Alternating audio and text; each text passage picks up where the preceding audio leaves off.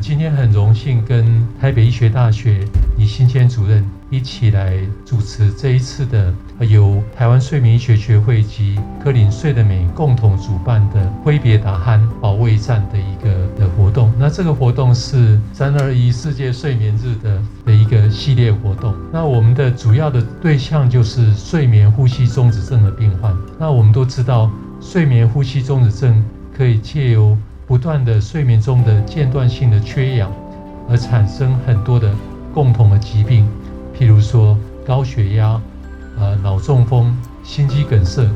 那么在最近研究里面，更发现说跟所谓的阿兹海默症、失智以及癌症都有明显的关系。那我们来回想睡眠呼吸中止症的病患，他的族群的轮廓，我们就会发现大部分是中年男性肥胖。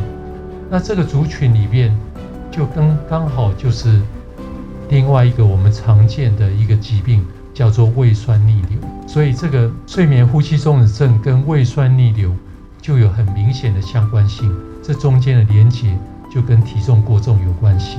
我想我们今天就会好好的来探讨这两者的关系，以及我们有一些问卷去评估起来这两者的一个相关度有多强呢？在这里，我代表睡眠学学会欢迎各位。